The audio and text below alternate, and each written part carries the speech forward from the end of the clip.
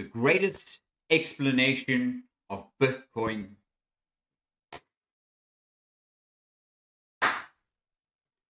The greatest Bitcoin explanation ever, guys.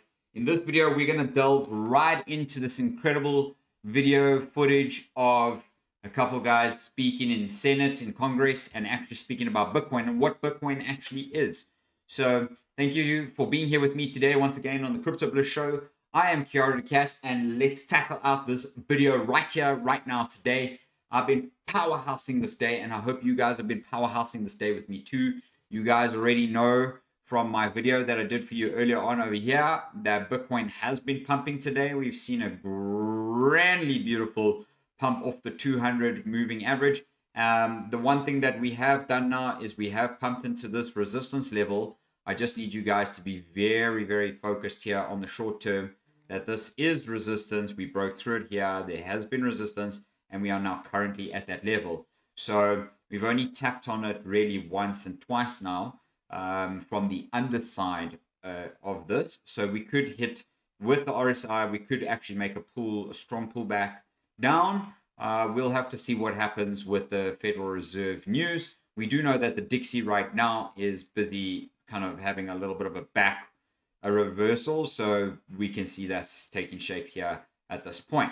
Well, that's not what this video is about. So stay tuned. And if you guys are enjoying the video, make sure to like, subscribe, and share my content on the Crypto Bliss channel. Thank you for being here with me today. I really appreciate it. Thank you to Watch a Guru for sharing this information. Guys, Watch a Guru's got 2 million followers. Lots of reputable information comes from this page. So if you haven't yet followed them, go ahead and follow them. Shout out to Watch a Guru. Thank you very much for being here. Okay, guys, let's go ahead and watch this first video here. This is a throwback to when Bitcoin, when $9 trillion asset manager BlackRock, and now they're probably about $19 trillion at this point. BlackRock CEO said that crypto is digital gold. Crypto is digital gold. And Bitcoin is an international asset. Did you hear that? Let me repeat that for you. Crypto, so BlackRock CEO, Larry Fink, the biggest asset managing company on this planet, okay, well, as far as we know, of course, said that crypto is digital gold. Okay, you can see that right here. Crypto is digital gold. I'm going to repeat it. And Bitcoin is an international asset. Let's go ahead and hear what he has to say in this video. And also, I do believe the role of crypto is it's digitizing gold in many ways. Instead of investing in gold as a hedge against inflation, a hedge against the onerous problems of any one country, or the devaluation of your currency, whatever country you're in. Let's be clear, Bitcoin is an international asset. It's not based on any one currency. And so it can represent an asset that people can play as an alternative. I would call the foundation of BlackRock is about hope. You invest for retirement because you believe tomorrow is better than today. BlackRock CEO said crypto is digital gold. And Bitcoin is an international asset. Insane, guys. If you guys do not believe that these guys are scooping up the crypto that you're currently selling to them at these bottoms because you think crypto is going to go down even further, you guys have got something coming for you. You don't know what you're about to lose and miss out on, if I don't mind just saying so myself. I have been accumulating crypto like absolute crazy, guys. I have personally got into this crypto space plus minus around this level right here, okay? I started getting it at around this point here, okay? And I just bought. So I didn't know. I had no clue, right?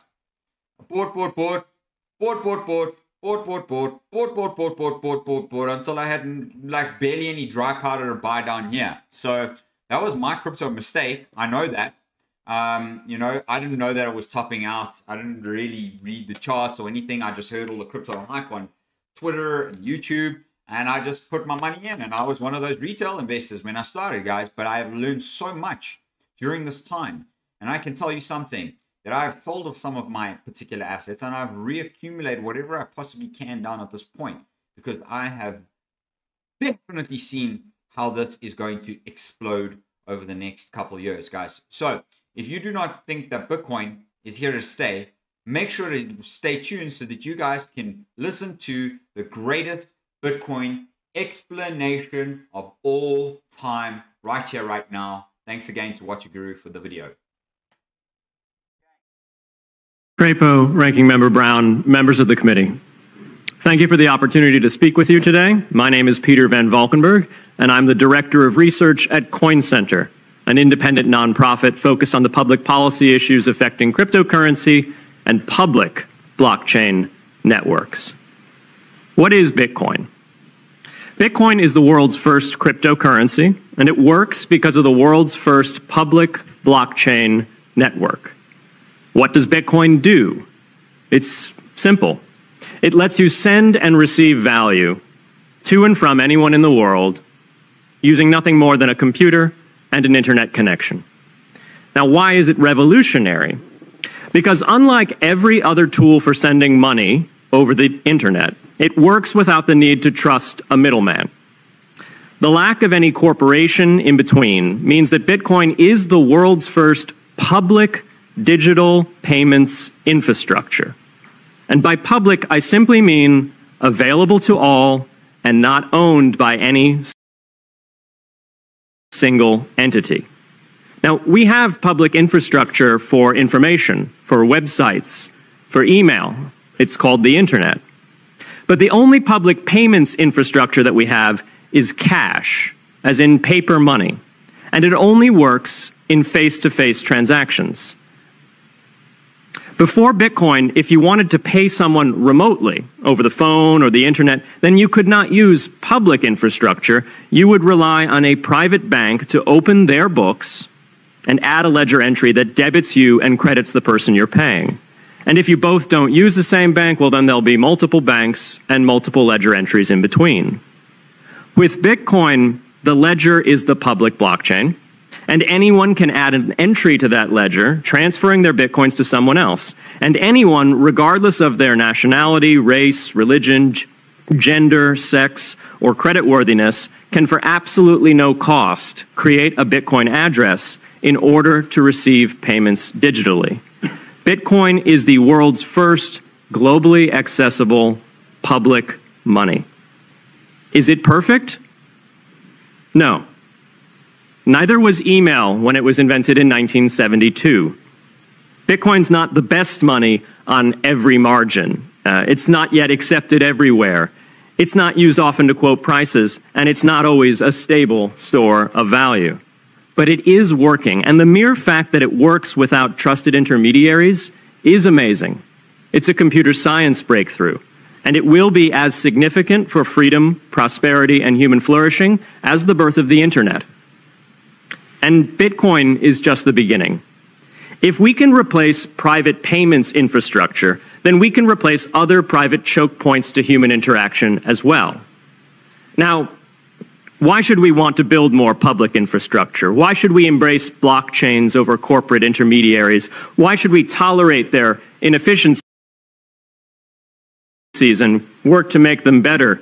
Why should we want the pioneers of this technology here in the United States and not fleeing overseas? A simple reason. Because the corporate intermediaries providing today's critical but privately owned infrastructure are becoming fewer, larger, and more powerful, and their failures are increasingly grave. So roughly half of all Americans, 143 million people, had their Social Security numbers exposed to hackers because of a breach at Equifax. The SWIFT network has relayed hundreds of millions of dollars in fraudulent transactions because of hacked member banks in Bangladesh, Vietnam, Ecuador, and Russia. The FBI suspects now that the largest of these hacks was perpetrated by North Korea. Corrupt, low-level employees at an Indian bank, Punjab National, were able to fraudulently certify SWIFT messages, stealing $1.8 billion. It's the largest electronic bank robbery in history. In fact, it's the largest bank robbery in history. In October 2016, an estimated 1.2 million internet-connected devices were hacked and turned into a botnet that for several hours made prominent websites unavailable across Europe and North America, including CNN and Fox News, the New York Times, and the Wall Street Journal. Increasingly, physical machines are being connected to the internet to augment their capabilities. They're wired through servers that are owned and maintained by private and trusted intermediaries, the so-called Internet of Things. Pacemakers from St. Jude's Hospital have been hacked. Baby monitors from TrendNet have been hacked. And Jeeps from Jeep have been hacked to the point where they can be remotely commandeered and driven off the road. Now, those vulnerabilities are inescapable in systems that have single points of failure. It doesn't matter if the point of failure is a corporation or if it's a government. There shouldn't be a single point of failure. Similar choke points existed before the internet. If you wanted to deliver a message, you'd have to go through one of 3 television broadcasters or a handful of newspapers. Private corporations are essential, but no critical infrastructure should rely on 1 or 2. The internet removed single points of failure in communications infrastructure and ushered in a wave of competition among new media corporations building on top of its public rails. Blockchains can similarly disintermediate critical payments and IoT infrastructure. The technology is not yet ready to answer all of those questions today, but it is our best hope. And as with the internet in the 1990s, we need a light touch, pro-innovation policy to ensure that these innovations flourish in America for the benefit and security of all Americans.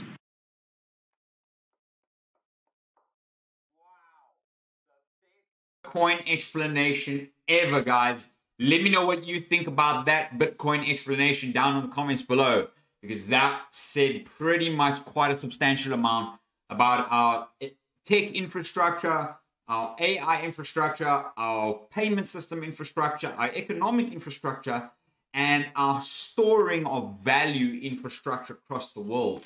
We're looking out for every single human on this planet with Bitcoin.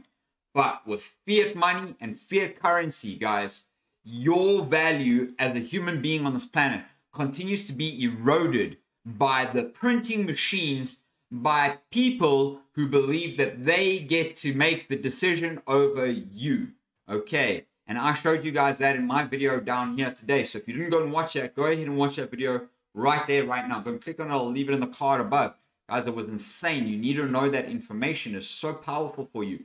All right, now that I showed you that, I want to show you one last little video clip from, and this is in this clip, former United States acting controller of the currency, Brian Brooks, grills legislators on the hypocrisy shown towards digital assets. Why are spot Bitcoin ETFs safe in Germany, Brazil, Singapore, and not the US? Let us go and see the short clip about what Brian Brooks has to say. Explain, for example, why Fidelity Investments, one of America's best-known investment advisors, had to go to Canada to offer a Bitcoin ETF. Or why physically settled crypto ETFs are safe and legal in Germany, Brazil, Singapore, and elsewhere, but somehow not in the United States. Can anyone explain why crypto exchanges, stablecoin issuers, and others can receive e-money licenses to access the payment system in the United Kingdom, but in the United States are reserved exclusively for chartered banks, with the result that the GDP cost of the payment system in the US is roughly 4 times the cost in the UK?